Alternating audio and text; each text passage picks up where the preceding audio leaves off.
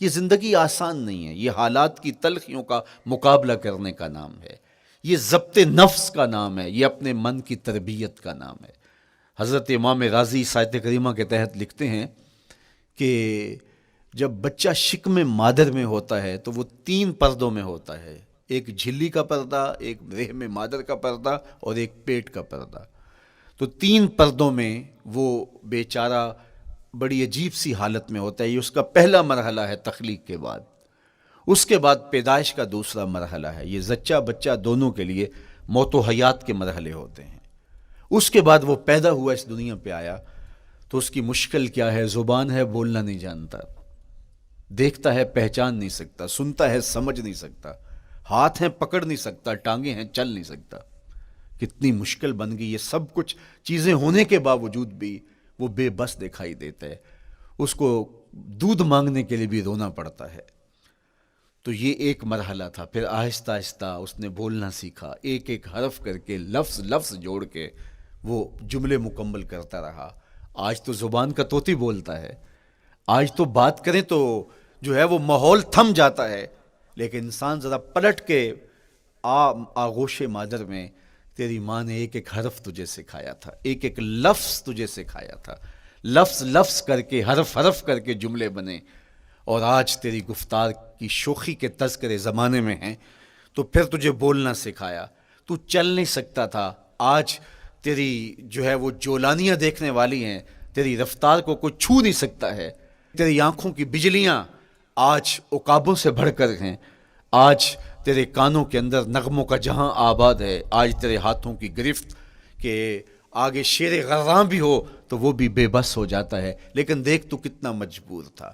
اچھا چلو وہاں سے آگے آئے، پھر زندگی کو سیکھنا پڑتا ہے، آداب سیکھنے پڑتے ہیں، کس سے کیا بات کرنی ہے سیکھنا پڑتا ہے، آگے بڑھے، جوانی کی دہلیز پہ پہنچے۔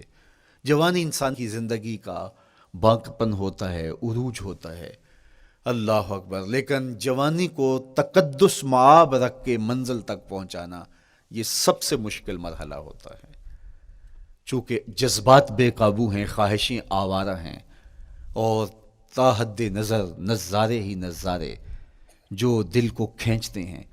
اب اپنے تقدس کو جو شخص محفوظ رکھے، کائنات میں سب سے قیمتی جوہر حضرت انسان کا اس کی عصمت کا جوہر ہے، اور سب سے حسین چہرہ وہ ہے جو جنسی کالک سے اپنے آپ کو بچا لے۔ تو جوانی ہو، باقپن ہو، اور پھر اپنی خواہشات کو بے قابو نہ ہونے دیا جائے، سب سے مشکل مرحلہ پوری زندگی میں یہ آتا ہے۔ کسی نے کہا تھا کتاب زیست کا ایک اور باب بیت گیا، شباب بیت گیا، ایک عذاب بیت گیا۔ تو شباب کا ختم ہونا اور اس کو خیریت سے منزل تک پہنچنا، یہ کتنا بڑا مشکل مرحلہ ہوتا ہے۔ جس کا جوانی میں باطن کا چہرہ مسخ ہو جاتا ہے اور جنسی کالک سے جو چہرہ آلودہ ہو جاتا ہے، اس کا عفت کا دامن داغدار ہو جاتا ہے، تو اس لیے وہ چہرہ تاباں ہے، وہ چہرہ روشن ہے، وہ چہرہ منور ہے جو اپنے آپ کو کالک نہیں لگنے دیتا اور اپنی عصمت کی حفاظت کرتا ہے۔ میرے حضور نے بھی ارشاد فرمایا، سبعۃ یظلھم اللہ تعالی فی ظلہ یوم لا ظل الا ظلہ، 7 اشخاص ایسے ہیں قیامت کے دن جب کوئی سایہ نہیں ہوگا، اللہ ان کو اپنے عرش کا سایہ عطا کرے گا۔ ان میں سے پہلا شخص امام عادل، عادل حکمران، دوسرا شخص وشاب نشأ فی عبادت اللہ، وہ جوان جس کی جوانی اللہ کی عبادت میں بسر ہوئی، تیسرا وہ شخص ورجل قلبہ معلق بالمساجد، وہ شخص جس کا دل مسجد میں لگتا ہے، مسجد میں جمتا ہے، اور چوتھا شخص ورجل دعتہ امرأۃ ذات منصب وجمال فقال انی اخاف اللہ، وہ شخص جس کو دعوت گناہ ملی اور حسن قدموں میں بچھنے کے لیے بےتاب ہوا، اور اس نے کیا کہا، انی اخاف اللہ، میں اللہ سے ڈرتا ہوں، میرا اللہ مجھے دیکھ رہا ہے۔ میرے حضور نے فرمایا قیامت کے دن جب کوئی سایہ نہیں ہوگا، اللہ اس کے اوپر اپنے عرش کا سایہ تان دے گا، جو اپنی عصمت کے جوہر کو بچا گیا۔ تو یہ ایک مشکل مرحلہ تھا، اپنی جوانی کے تقدس کی حفاظت کرنا۔ میرے حضور نے ارشاد فرمایا، انا حبیب اللہ، میں اللہ کا حبیب ہوں۔ جو جوان جوانی میں توبہ کرتا ہے وہ بھی اللہ کا حبیب ہے۔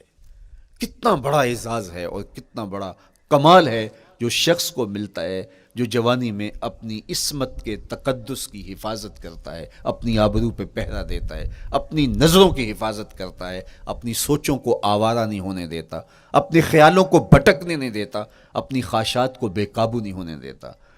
تو یہ مشکل ترین لمحہ تھا. اس کے بعد امام راضی کہتے ہیں اب شادی کا مرحلہ ہوا تو پہلے خود اپنی ذمہ داری تھی، اب کسی کا بوجھ بھی اٹھانا پڑا، یہ اگلی مشکل آ پڑی.